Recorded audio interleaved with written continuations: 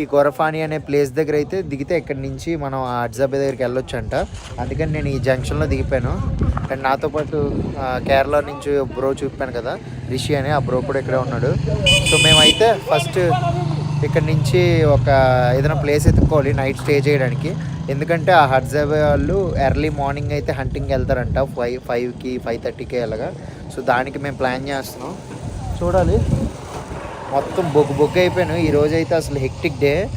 ఆరుషా నుంచి బయలుదేరి ఫస్ట్ మండోలీకి వెళ్ళాం. మా మండోలి నుంచి మండోలి జూకి వెళ్ళాం. మండోలి జూ నుంచి మళ్ళీ ఏదో జలపాని అనే ప్లేస్కి వచ్చాం. ఆ జలపాని నుంచి కరాటుకి వచ్చాం. కరాటు నుంచి మళ్ళీ ఈ గొరఫానికి వచ్చాం.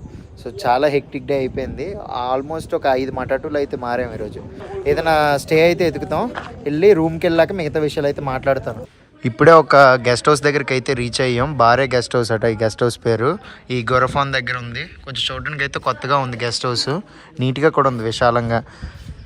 మేమేం అడిగామంటే యాక్చువల్గా బయట టెంట్ వేసుకుంటాం అంటే లేదు ఒప్పుకోలేదు అసలు. కుదరదు, రూమే తీసుకోవాలి అన్నారు. ఇక్కడ ఇంకొక కామెడీ విషయం ఏంటంటే ఈ తాంజానియాలో 2 అబ్బాయిలు ఒకే రూమ్లో ఉండకూడదు, అది రూల్ అట. అది ఏం దిక్కుమాల రూల్ నాకు అర్థం కావట్లేదు.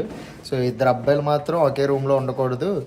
ఒకవేళ గవర్నమెంట్ ఆఫీసర్స్ ఎవరైనా వచ్చి చెక్ చేసినా సరే అది ఇల్లీగల్. ఇక్కడ 2 అబ్బాయిలు అయితే కలిసి ఉండకూడదు అంటున్నారు. ఏం అర్థం కాలేదు నాకు. కిందటిసారి నేను వచ్చినప్పుడు కిగోమా అనే ప్లేస్లో ఆ హోటల్లో సీన్ గుర్తొచ్చింది. సేమ్ అక్కడ కూడా ఇలానే అన్నారు. మళ్ళీ ఇప్పుడు ఇలా అనేసరికి నాకు అప్పుడు మళ్ళీ గుర్తొచ్చింది. బట్ ఏదో విధంగా కన్విన్స్ చేసి అయితే ఈ రూమ్ తీసుకున్నాం, నేను నా రిషి బ్రో. రూమ్ అయితే కొంచెం నీట్గా బాగానే ఉంది. దోమలు కట్టినదినా ఇది కొంచెం చూడొచ్చు. ఒప్పుకోలేదు అసలు. ఇక్కడ ఈ తిను రిసెప్షనిస్ట్ అనమాట. అసలు ఎంత చెప్పినా సరే ఒప్పుకోలేదు. 2 కలిసి ఒక రూమ్లో ఉంటామంటే లేదు ఇక్కడ ఇల్లీగల్ అని చెప్పారు. కాకపోతే ఏదో రకంగా అలా కన్విన్స్ చేసాం. చూడొచ్చు హాట్ వాటర్ అది కూడా ఉంది, సపరేట్ స్విచ్. కాకపోతే ఏంటంటే ఈ ప్లేస్లో అసలు సిగ్నల్ అనేది సరిగా రావట్లేదు. దట్టు వైఫై కూడా లేదు, అదొక్కటే ఇబ్బంది. ఇక్కడ ఏంటంటే చాలామంది ట్రక్ డ్రైవర్లు, తర్వాత ఈ ట్రిప్స్ తీసుకెళ్ళడానికి టూర్ గైడ్లు వస్తూ ఉంటారు కదా. సో వాళ్ళ గెస్ట్లను అయితే వేరే దగ్గర మంచి హోటల్స్లో స్టే చేసి వాళ్ళైతే ఇలాంటి బడ్జెట్ హోటల్స్లో స్టే చేస్తారు గైడ్స్. చూడొచ్చు ఇక్కడ 4x4 జీప్ కూడా ఉంది.